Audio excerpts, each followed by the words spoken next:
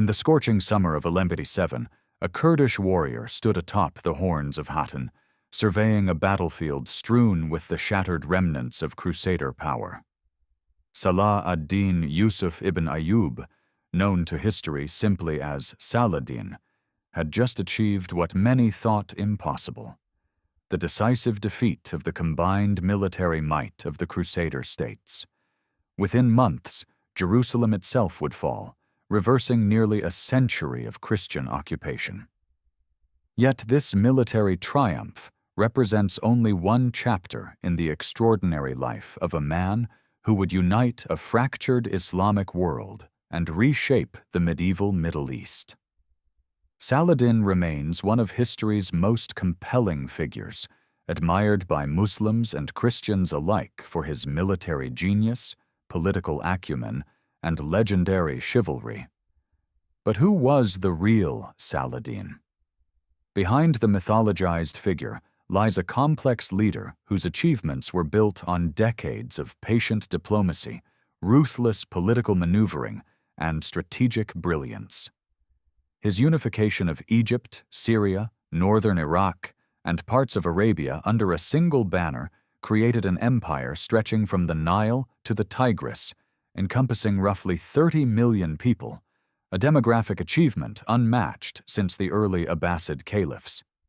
This is the story of how a minor Kurdish officer rose to become Sultan of Egypt and Syria, how he forged disparate Muslim powers into a unified front against the Crusaders, and how his legacy continues to resonate 8 centuries after his death.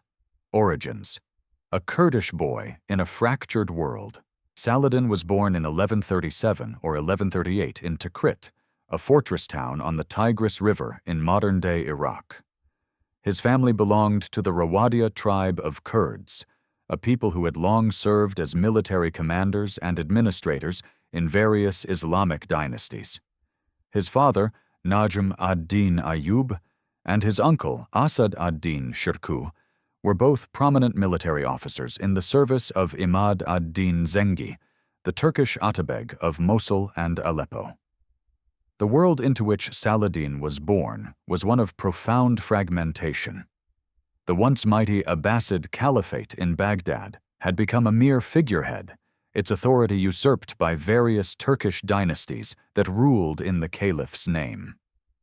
The Seljuk Turkish Empire, which had dominated the region for a century, was fracturing into competing principalities. Egypt was controlled by the Fatimid Caliphate, a Shia dynasty that most Sunni Muslims considered heretical. And since 1099, Crusader kingdoms had established themselves along the eastern Mediterranean coast, a Christian wedge driven into the heart of the Islamic world.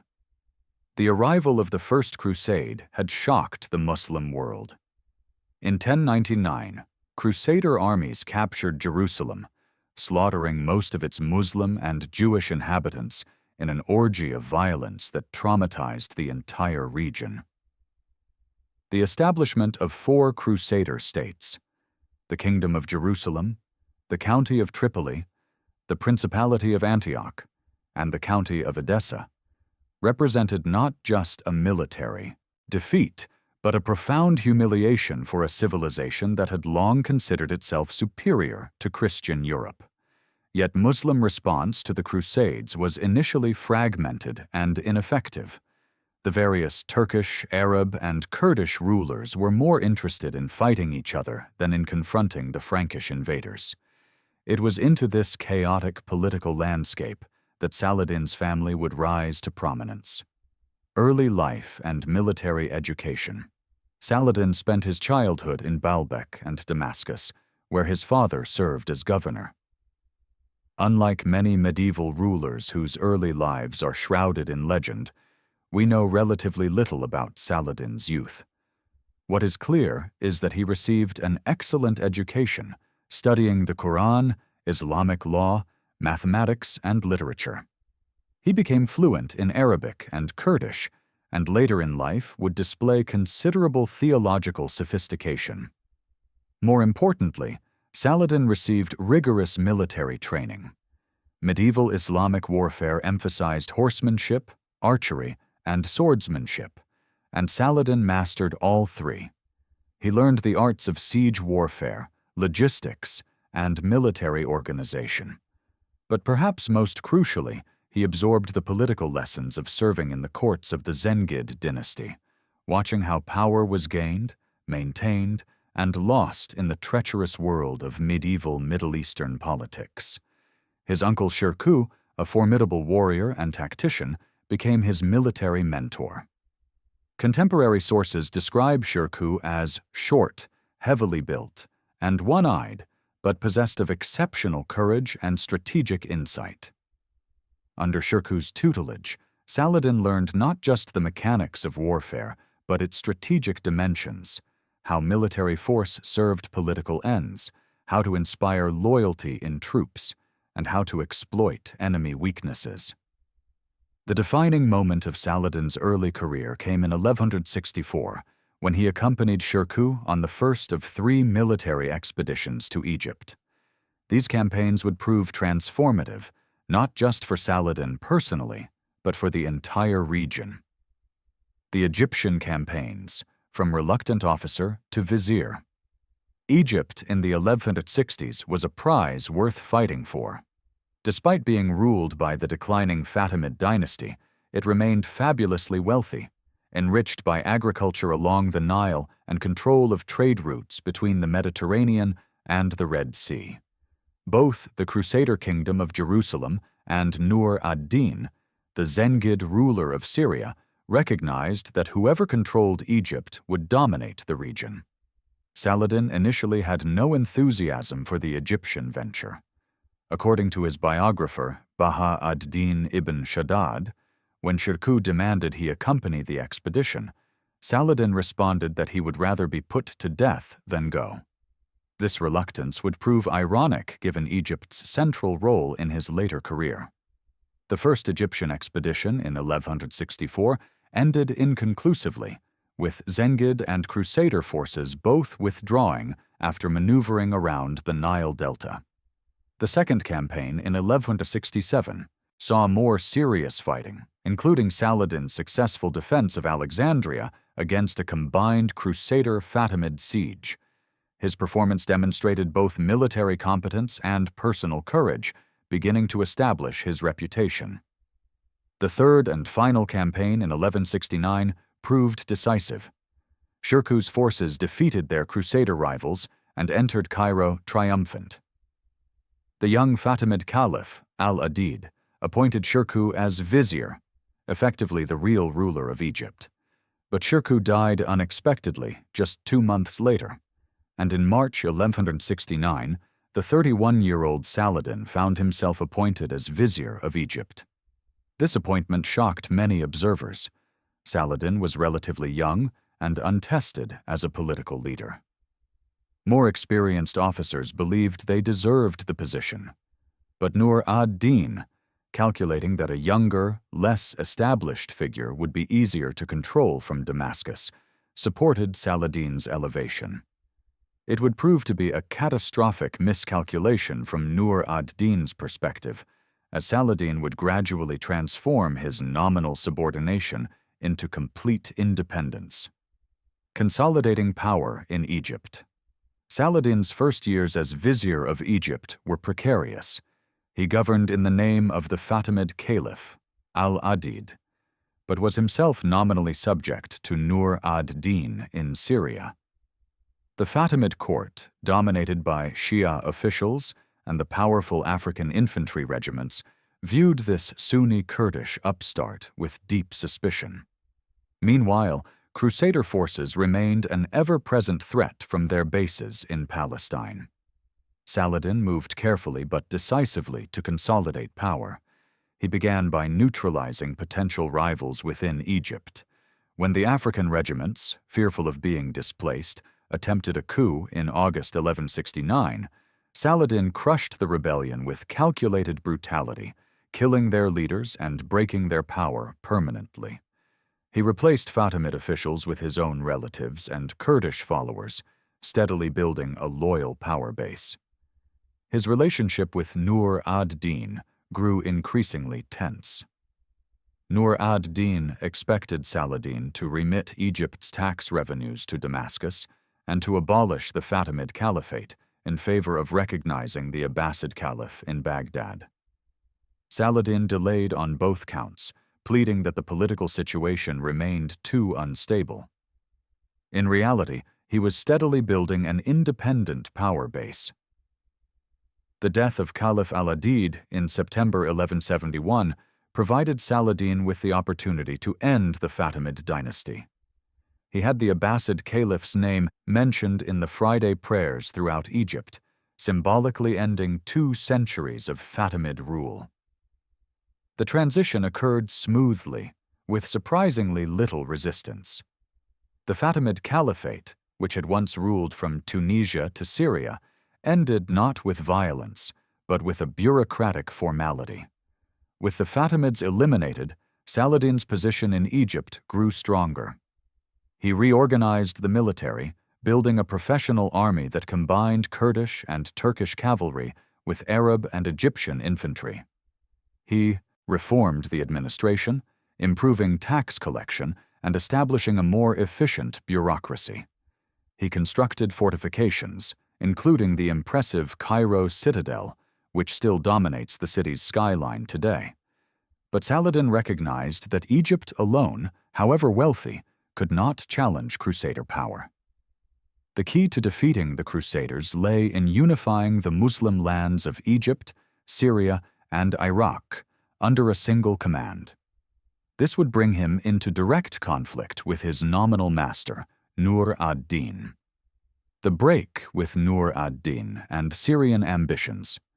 By 1173, the relationship between Saladin and Nur ad-Dīn had deteriorated to near hostility.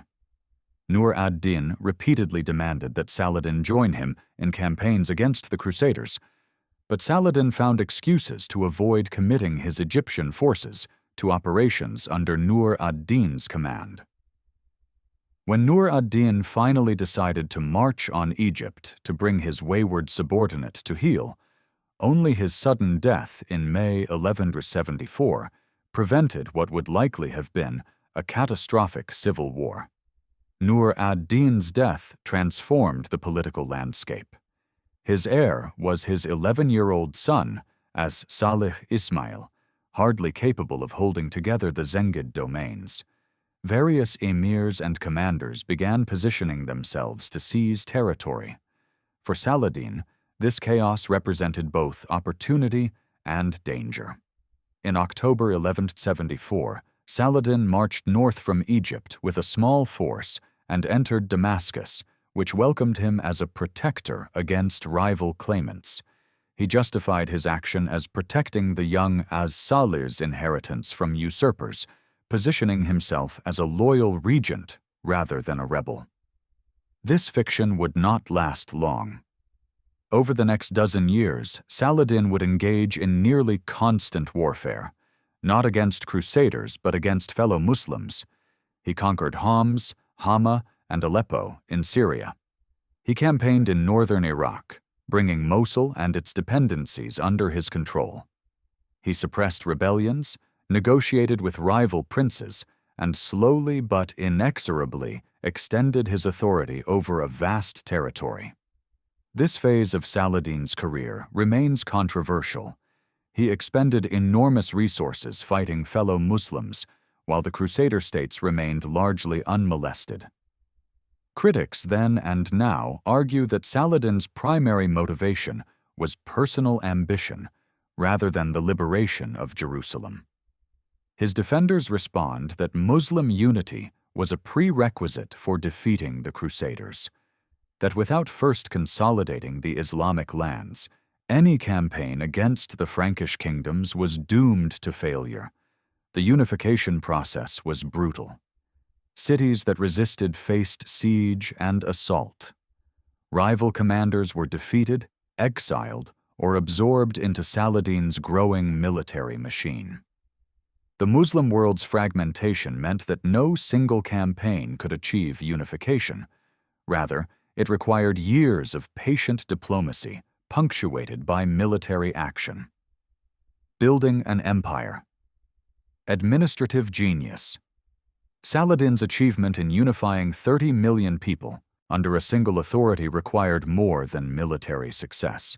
It demanded administrative genius, diplomatic skill, and the ability to inspire loyalty across ethnic, linguistic, and sectarian divisions. His solution was the Ayyūbid system, named after his father, Ayyūb. Rather than attempting to rule his vast domains directly, Saladin divided them among members of his family and trusted Kurdish commanders. His brothers, sons, nephews, and cousins received governorships of major cities and provinces. This created a network of semi-autonomous rulers bound to Saladin by blood and personal loyalty. The system had significant advantages. It avoided the problem of recalcitrant local elites by replacing them with Saladin's relatives. It ensured military commanders had personal stakes in their territory's defense and prosperity. And it created a web of mutual obligations and interests that helped hold the empire together. But it also had weaknesses that would become apparent after Saladin's death. Family members pursued their own interests and feuded with each other. The system depended heavily on Saladin's personal authority and charisma to maintain unity. Without a strong central figure, the Ayyūbid domains would fragment. Economically, Saladin's empire prospered despite nearly constant warfare.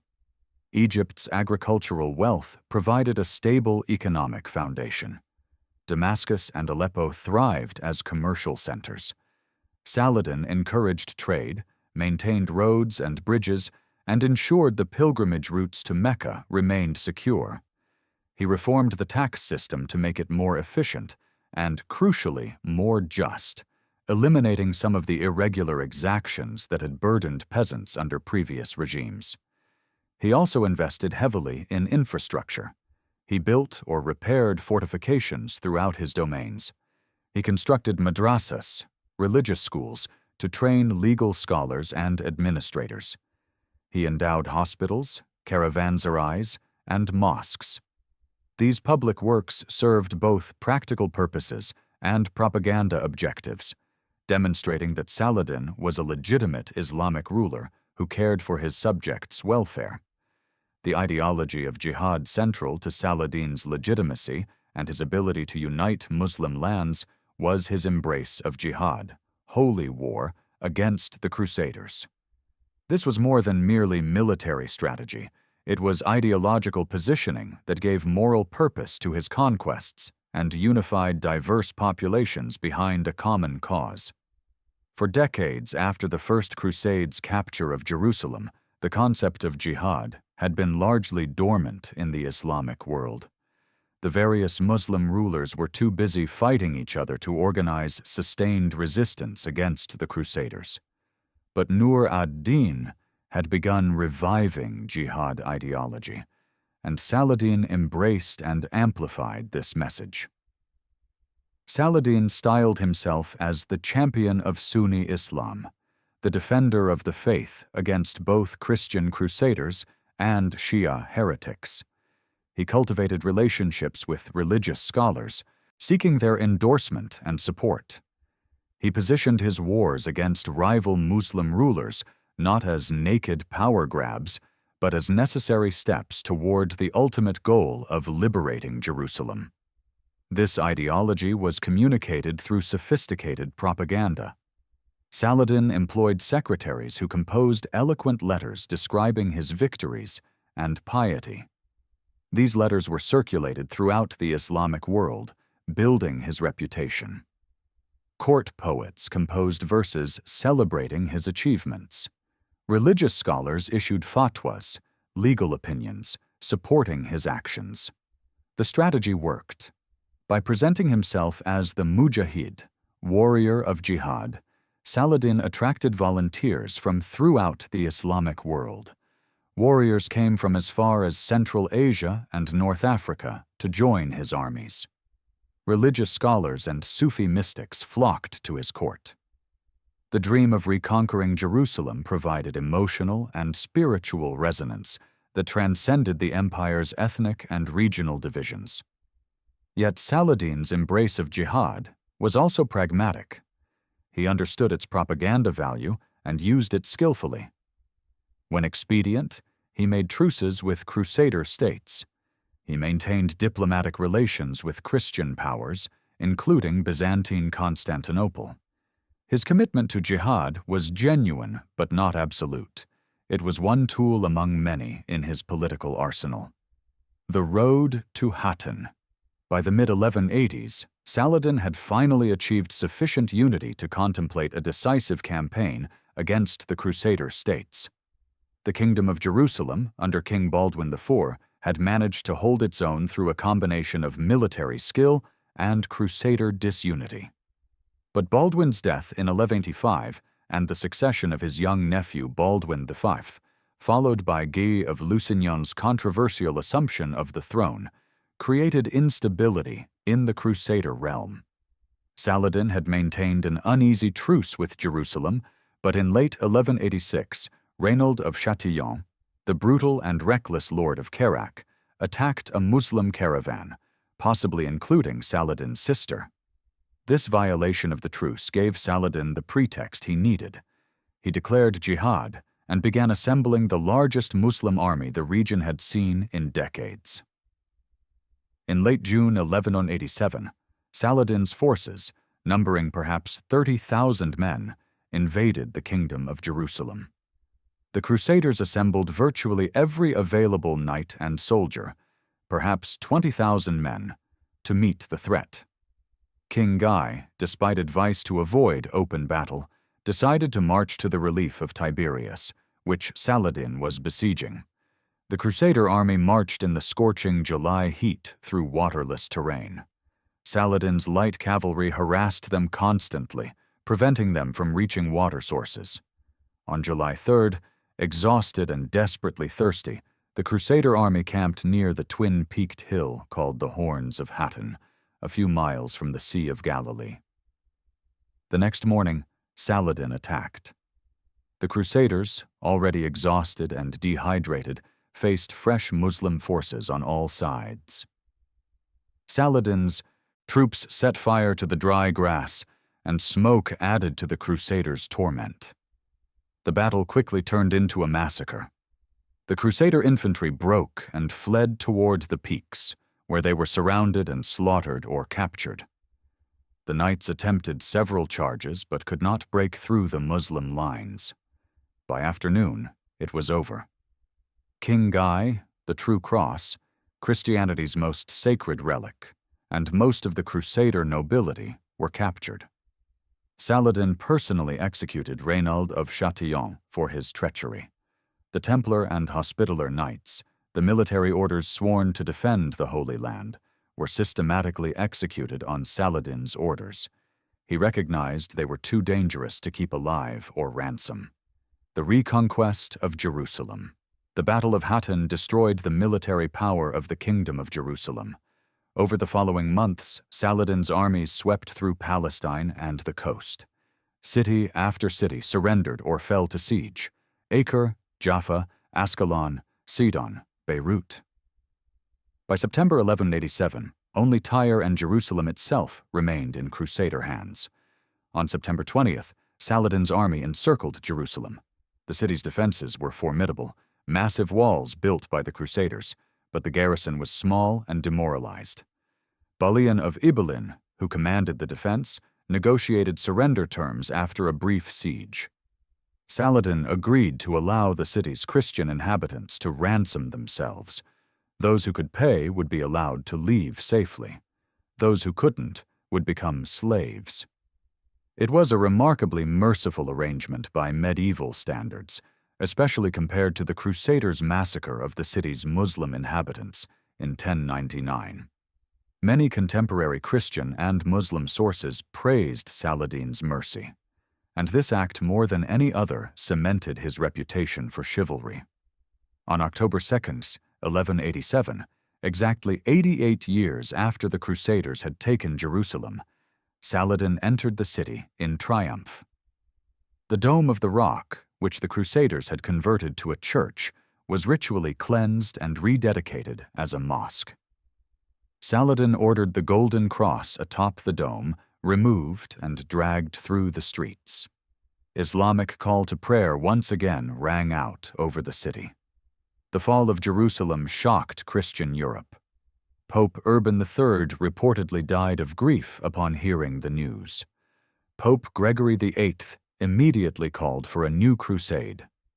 The greatest crisis in the history of the Crusader states would provoke the greatest response. The Third Crusade, led by three of Europe's most powerful monarchs.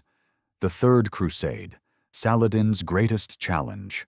The Third Crusade brought together an unprecedented coalition of European power. Holy Roman Emperor Frederick Barbarossa, King Philip II of France, and King Richard I of England, Richard the Lionheart, all took the cross. For the first time, Saladin faced not just the depleted forces of the Crusader states, but the full might of Western Europe. The campaign began with disaster for the Crusaders. Frederick Barbarossa drowned, crossing a river in Anatolia in June 1190, and most of his forces turned back. But Philip and Richard, despite their rivalry, pressed on. In July 1191, after a 2-year siege, Acre fell to the Crusaders. The loss was a severe blow to Saladin, and he watched helplessly from nearby hills as the city surrendered. Richard proved to be a formidable opponent, probably the greatest military commander Saladin had ever faced.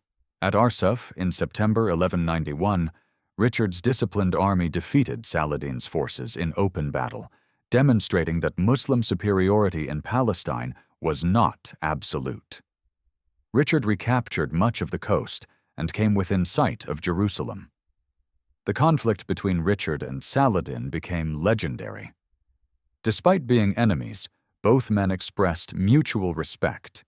They exchanged gifts and diplomatic messages. When Richard fell ill, Saladin sent his personal physician. When Richard's horse was killed in battle, Saladin sent him fresh mounts. These chivalrous gestures, recorded by both Muslim and Christian chroniclers, enhanced both men's reputations. Yet neither could achieve decisive victory. Saladin could not defeat Richard's army in open battle. Richard could not capture Jerusalem. His army was too small to besiege the city while maintaining supply lines to the coast. After nearly 2 years of campaigning, both sides were exhausted. In September 1192, they agreed to the Treaty of Jaffa. The Crusaders would keep the coastal cities from Tyre to Jaffa. Jerusalem would remain in Muslim hands, but Christian pilgrims would be allowed to visit the holy sites freely. It was a compromise that satisfied neither side completely. Saladin had failed to drive the Crusaders from Palestine entirely. Richard had failed to recapture Jerusalem. Yet in strategic terms, Saladin had achieved his essential objective. Jerusalem remained Islamic, and the Crusader presence was reduced to a narrow coastal strip. The dream of a Christian-ruled Holy Land was dead. The final years and death after Richard's departure in October 1192, Saladin returned to Damascus exhausted. Nearly 2 decades of constant warfare had taken their toll. He was only 55, but looked much older. Contemporary sources describe him as gaunt and worn, suffering from various ailments. Despite his poor health, Saladin continued to govern his vast empire. He mediated disputes between family members. He ensured tax collection and administration continued smoothly. He patronized scholars and built religious institutions. But he also knew his time was limited and worried about succession. In February 1193, Saladin rode out to greet a returning pilgrim caravan. He caught a fever, possibly typhoid, and his condition rapidly deteriorated. As he lay dying, religious scholars came to his bedside and recited Quranic verses. According to his secretary, when they recited the verse, "He is God, than whom there is no other deity," Saladin smiled and died peacefully on March 4, 1193. His death was genuinely mourned throughout the Islamic world. Contemporary sources describe spontaneous expressions of grief in Damascus, Cairo, and cities throughout his domains. Even Crusader chroniclers acknowledged the passing of a great man. When Saladin's treasury was inventoried after his death, officials found almost nothing, less than a single gold dinar and 40 silver dirhams. He had given away virtually his entire personal fortune in charity and gifts. The ruler of an empire spanning from Libya to Iraq had died essentially penniless. This detail, more than any battle or conquest, captured the Islamic ideal of the just ruler who valued piety over wealth. The fragmentation and legacy. Saladin's fears about succession proved well-founded. His empire immediately began fragmenting among his sons and relatives. His eldest son, Al-Afdal, inherited Damascus but proved incompetent. His brother Al-Adil eventually emerged as the dominant figure, but the unified Ayyubid state Saladin had built never fully recovered. The Ayyubid dynasty would continue ruling various parts of the Middle East for another 60 years, but it never recaptured Saladin's vision of unified Muslim resistance to the Crusades. The Crusader states, though reduced, survived another century. The final act of the Crusades would be written by the Mamluks, the military slaves who would overthrow the last Ayyubid sultan in 1250 and eventually drive the Crusaders from Palestine entirely in 1291. Yet Saladin's legacy transcended his dynasty's failures. He had demonstrated that Muslim unity was possible and that the Crusaders could be defeated. His emphasis on jihad and his political religious legitimization of his rule would influence Muslim rulers for centuries. His reputation for justice, piety, and military prowess made him an enduring icon of Islamic leadership. Saladin in memory. Christian and Muslim perspectives. Remarkably, Saladin became a hero to both Muslims and Christians. In the Islamic world, he was remembered as the liberator of Jerusalem, the unifier of Egypt and Syria, and the champion of Orthodox Sunni Islam. Countless histories, poems, and popular tales celebrated his achievements. He became the standard against which later Muslim rulers were measured, usually to their detriment. In Christian Europe, despite being an enemy, Saladin was remembered as the embodiment of chivalry. His mercy at Jerusalem, his chivalrous treatment of captives, and his honorable conduct toward Richard earned him respect that few Muslim leaders received from medieval Christians. Dante, in his Divine Comedy, placed Saladin in limbo with the virtuous pagans, a remarkable honor for a Muslim warrior. Medieval romances portrayed him as noble and generous, sometimes even as a secret Christian at heart.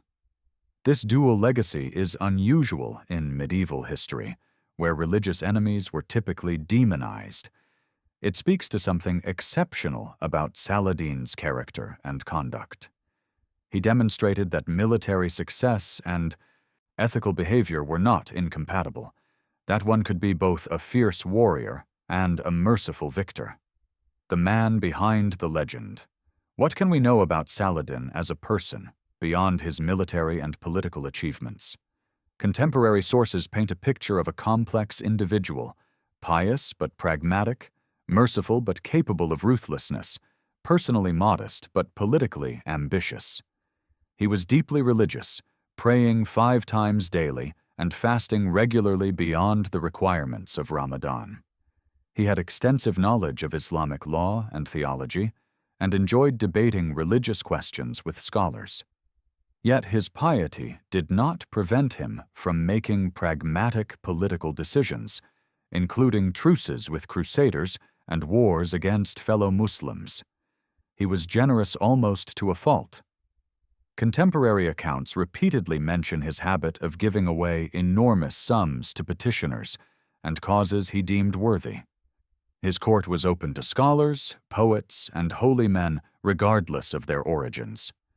This generosity earned him genuine affection from subjects and followers, but sometimes frustrated administrators trying to maintain fiscal stability.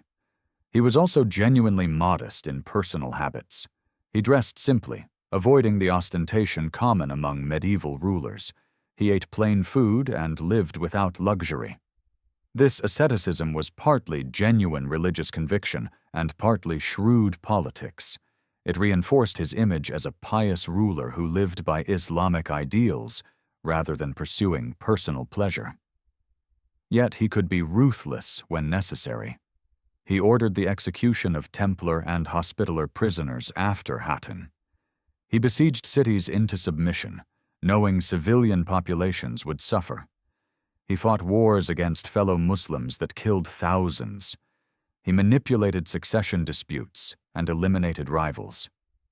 The qualities that made him an effective ruler, pragmatism, strategic vision, willingness to use force, sometimes conflicted with the chivalrous image that would develop after his death. Military innovation and strategy. Saladin's military success rested on several foundations. He inherited and perfected the light cavalry tactics that dominated Middle Eastern warfare. His armies emphasized mobility, archery, and the ability to harass enemy forces while avoiding decisive engagement when circumstances were unfavorable. The Battle of Hattin demonstrated these tactics perfectly, light cavalry attacks exhausting the Crusaders before the final decisive assault. But Saladin was more than just a cavalry commander.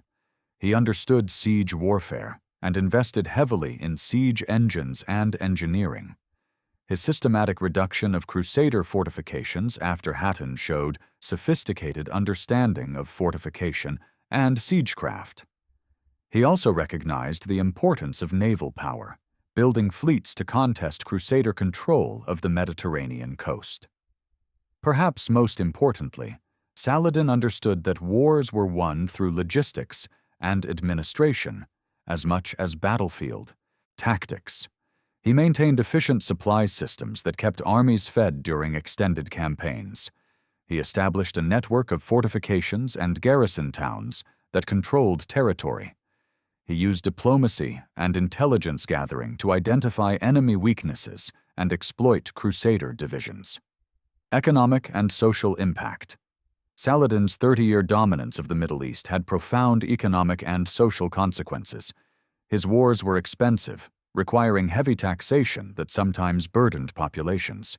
Yet his emphasis on justice and his elimination of some irregular taxes probably made the fiscal burden more tolerable than under previous rulers. Trade flourished under Ayyubid rule. Saladin's control of Egypt, Syria, and northern Iraq meant merchants could travel across much of the region without crossing hostile borders. The pilgrimage to Mecca, which generated significant economic activity, was safer and more regular under unified Muslim control. Cities like Damascus, Cairo, and Aleppo grew prosperous as commercial centers. Culturally, Saladin's reign marked a flourishing of Islamic learning. The madrasas he endowed trained scholars who would influence Islamic jurisprudence and theology for generations. His court attracted poets, historians, and intellectuals. The emphasis on Sunni orthodoxy meant standardization of religious education and practice across his domains. Socially, Saladin's regime brought significant changes. The elimination of the Fatimid dynasty ended Shia dominance in Egypt and shifted the sectarian balance throughout the region. The promotion of Kurdish and Turkish military commanders over Arab nobility altered traditional power structures. The constant warfare created opportunities for social mobility. Successful soldiers could rise to positions of authority regardless of birth. Comparative historical context. To fully appreciate Saladin's achievement, it helps to place him in broader historical context. Among medieval Islamic rulers, only the early Abbasid caliphs and perhaps the Ottoman sultans controlled territories as extensive and populations as large. Among his contemporaries, only rulers like Henry II of England or Philip II of France governed comparable populations, and none faced the military challenges Saladin confronted. Saladin's unification of 30 million people was remarkable, not just in scale, but in diversity. His empire included Kurds, Turks, Arabs, Egyptians, Syrians, Iraqis, and smaller ethnic groups. It included major cities and desert regions, fertile agricultural areas, and trade routes. It spanned multiple climate zones and geographic regions. Holding such diverse territories together required more than military force. It demanded administrative skill, political acumen, and ideological appeal. Compared to other medieval unifiers, Saladin stands out. Charlemagne united Western Europe, but faced less organized opposition. The Mongol Khans conquered vast territories, but ruled through terror and destruction. The early Islamic caliphs expanded rapidly, but faced less entrenched resistance. Saladin had to unify territories already controlled by established Muslim rulers, while simultaneously fighting Christian crusader states, a dual challenge few conquerors have faced. The question of greatness. Was Saladin truly great? The question is complicated. By the standards of his time, he achieved remarkable success. He unified vast territories, defeated powerful enemies, and reconquered Islam's third holiest city. He earned respect from both allies and adversaries. He governed according to principles of justice and piety that resonated with his subjects' values. Yet his empire did not outlast him. His dynasty fractured almost immediately upon his death. The Crusader presence in Palestine, though reduced, survived another century. The unified Muslim resistance he championed dissolved into renewed fragmentation. In purely dynastic terms, his legacy was limited. Perhaps the fairest assessment is that Saladin was a great individual who achieved remarkable things under extraordinarily difficult circumstances, but who could not create institutions strong enough to survive his personal authority. His genius was personal, in military command, diplomatic maneuvering, and moral authority, rather than institutional. This made him effective in his lifetime, but limited his long-term impact. Conclusion. The warrior who united. 30 Million Saladin's story is ultimately about more than military campaigns and political maneuvering. It is about how a relatively minor Kurdish officer, through talent, determination, and opportunism, rose to unite 30 million people under a single banner. It is about how ideology, in this case, jihad against the Crusaders, can provide unifying purpose that transcends ethnic and regional divisions. It is about the complicated relationship between military prowess and moral character, between political ambition and religious conviction. 8 centuries after his death, Saladin remains relevant. Modern Middle Eastern leaders invoke his memory to legitimize their rule and rally populations. Western historians study his campaigns as examples of medieval warfare and statecraft. Popular culture continues to portray him in films, novels, and television series. The debates about whether he was primarily motivated by piety or ambition, whether his wars against fellow Muslims were justified, and whether his legacy was ultimately positive continue. What seems clear is that Saladin was an exceptional individual who lived in exceptional times. He inherited a fractured Islamic world facing existential threat from Christian crusaders. Through 2 decades of nearly constant warfare, diplomatic maneuvering, and shrewd political positioning, he forged that fractured world into something approaching unity. He reversed the Crusaders' greatest victory and restored Muslim control over Jerusalem. And he did so while maintaining a reputation for justice, mercy, and honor that earned respect even from his enemies. The real Saladin was neither the saint of Muslim hagiography nor the noble pagan of Christian romance.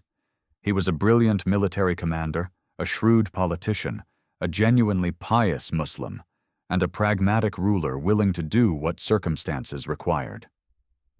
He was capable of both remarkable generosity and calculated ruthlessness. He united 30 million people not through any single quality, but through a combination of military genius, political acumen, ideological appeal, and personal charisma. His achievement was ultimately temporary.